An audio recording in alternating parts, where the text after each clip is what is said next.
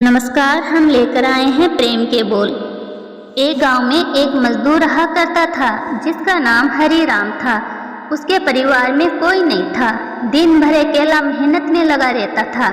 दिल का बहुत ही दयालु और कर्मों का भी बहुत अच्छा था। मजदूर था, इसलिए उसका भोजन उसे मजदूरी के बाद ही मिलता था। आगे पीछे कोई न था, इसलिए वो इस आजीविका से संतुष्ट था। एक बार उसे एक छोटा सा बछड़ा मिल गया। उसने खुशी से उसे पाल लिया। उसने सोचा आज तक वो अकेला था, अब वो इस बछड़े को अपने बेटे के जैसे पालेगा। हरी राम का दिन उसके बछड़े से ही शुरू होता था और उसी पर खत्म होता। वो रात दिन उसकी सेवा करता और उसी से अपने मन की बात करता था। कुछ समय बाद बछड़ा बैल बन गया। उसकी जो सेवा हरी राम ने की थी, उसी से वो बहुत ही सुंदर और बलशाली बन गया था। गांव के सभी लोग हरी राम के बैल की ही बातें किया करते थे। किसानों के गांव में बैल की भरमार थी, पर हरी राम का बैल उन सबसे अलग था। दूर दूर से लोग उसे देखने आते थे। हर कोई हरी राम के बैल के बारे में बातें कर रहा था। हरी राम भी अपने बैल से एक बेटे की तरह ही प्यार करता था। भले खुद भूखा सो जाए, लेकिन उसे हमेशा पेट भर खिलाता था। एक दिन हरी राम के सपने में शिव का नंदी बैल आया। उसने उसे कहा कि हरी राम, तुम एक निस्वार्थ सेवक हो। तुमने खुद की तकलीफ को छोड़कर अपने बैल की सेवा की है, इसलिए मैं तुम्हारे बैल को बोलने की शक्ति दे रहा हूँ। इतना सुनते ही हरी राम जाग गया और अपने बैल के पास गया।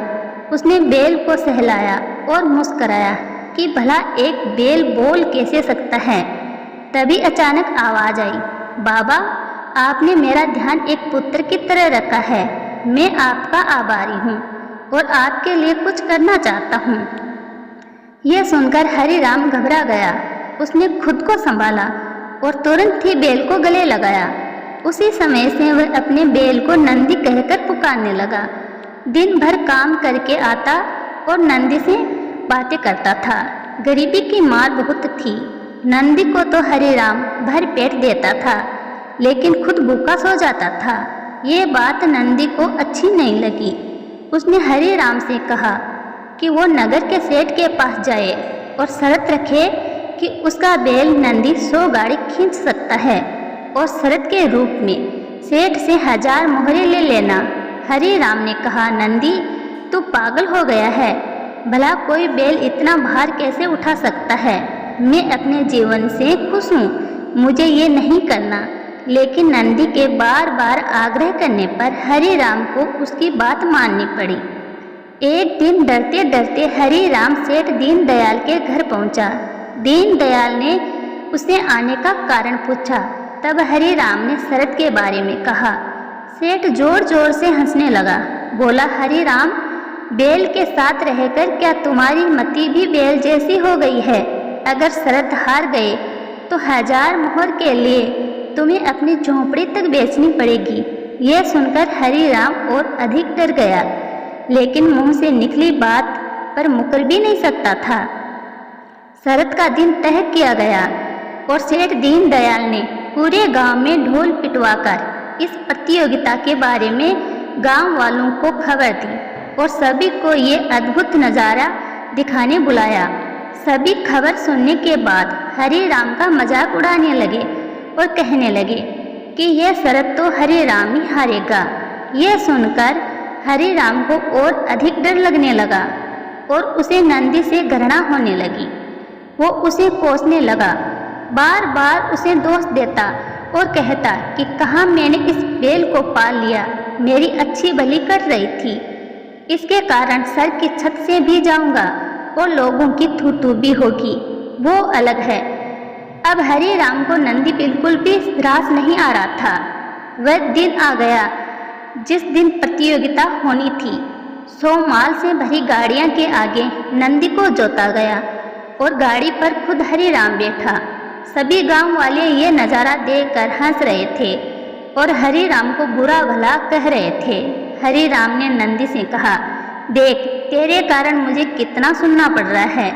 मैंने तुझे बेटे जैसे पाला था, और तूने मुझे सड़क पर लाने का काम किया।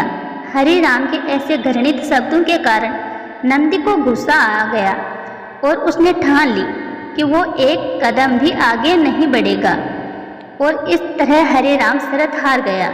सभी ने उसका मजाक उड़ाया और उसे अपनी झोपड़ी सेठ को देनी पड़ी। अब हरि राम नंदी के साथ मंदिर के बाहर पड़ा हुआ था और नंदी के सामने रो रो कर उसे कोस रहा था। उसकी बातें सुन नंदी को सहा नहीं गया और उसने कहा, बाबा हरि राम, यह सब तुम्हारे कारण हुआ। यह सुन हरि राम चौंक गया।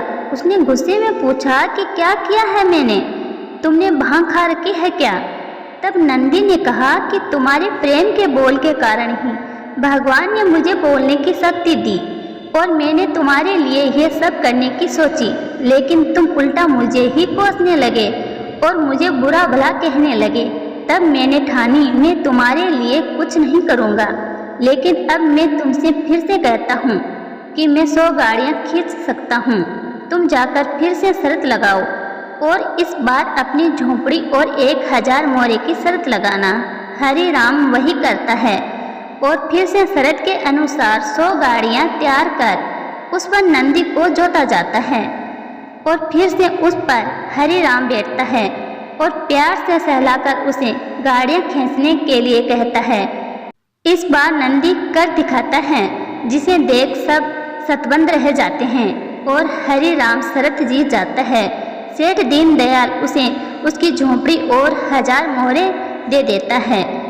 प्रेम के बोल कहानी से यही शिक्षा मिलती है कि जीवन में प्रेम से ही किसी को जीता जा सकता है।